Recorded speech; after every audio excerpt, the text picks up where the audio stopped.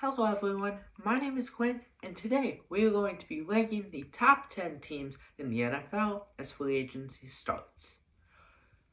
I want to thank everyone for the support on the last video, I really appreciate it. If you're not subscribed, go hit the red button and turn it gray. While you're down there, hit the notification bell and make sure it's set to all, as well as the thumbs up button if you like it. If you have any questions, leave them down in the comments below or on my Instagram at Quinn_Helfrich. Now let's get right into the video. Just breaking into the top 10, at number 10, we have the Arizona Cardinals. Three names tell us why the Cardinals are in the top 10. J.J. Watt, Kyler Murray, DeAndre Hopkins. At number 9, we have the Los Angeles Rams.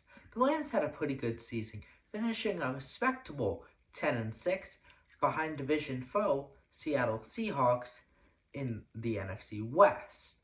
They would go on and beat the Seahawks in the wildcard round of the playoffs before they got defeated by the Green Bay Packers in the divisional round. The Rams have an awesome defense, which features defensive tackle Aaron Donald and cornerback Jalen Ramsey, as well as a pretty good run game, which definitely started to step it up as the season went on. This offseason, they've already upgraded their quarterback, trading Jared Goff to the Detroit Lions for quarterback Matthew Stafford. This also helped their cap situation.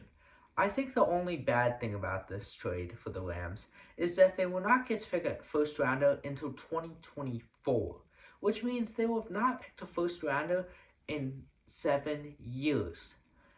The last first round draft pick coming when they drafted Jared Goff in 2016. Number 8, we have the Baltimore Ravens. While the Ravens finished second in the AFC North, finishing one game behind the Pittsburgh Steelers, the Ravens did make it farther than the Steelers in the playoffs, advancing to the divisional round, only scoring 3 points against the Buffalo Bills, while the Pittsburgh Steelers got blown out in the wildcard round to the Cleveland Browns.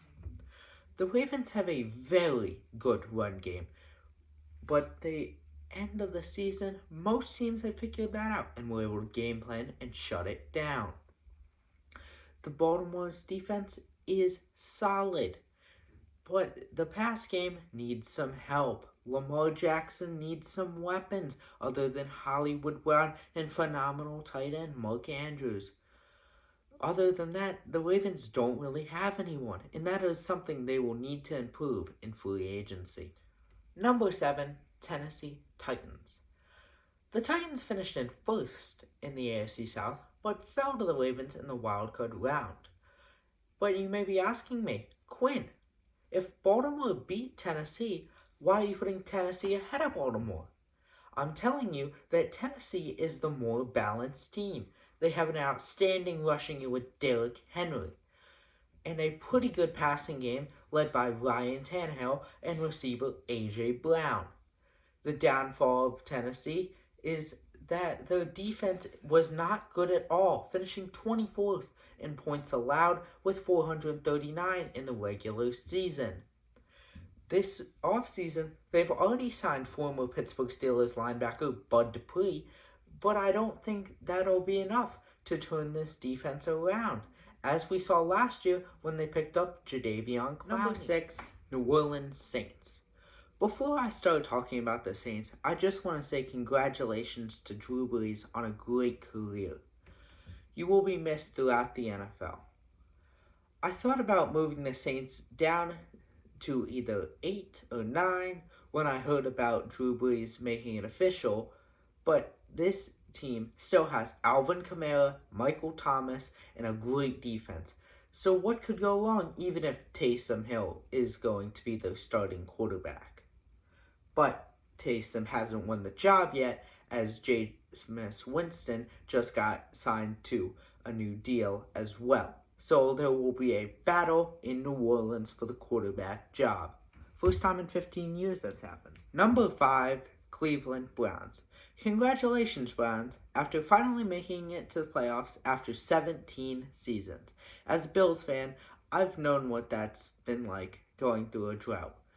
I wasn't alive for part of it, but I still know what it's like.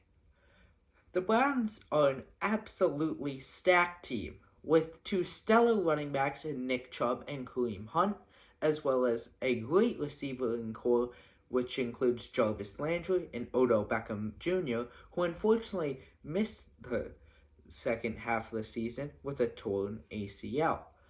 On the defensive side of the ball, the Browns are solid with defensive star Myles Garrett playing defensive end, who finished with 12 sacks, which is good for sixth in the NFL. The Browns are going to come back even better next year, so I think they can win the AFC North. They are my prediction. Number 4, Buffalo Bills.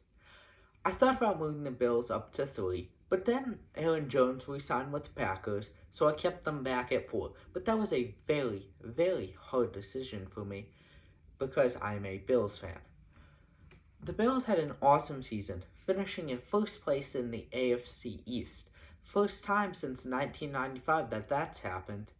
The Bills have an awesome pass game with Josh Allen as their quarterback, who played like an MVP, as well as a great number 1 receiver in Stephon Diggs, as well as a great complementary piece in Cole Beasley.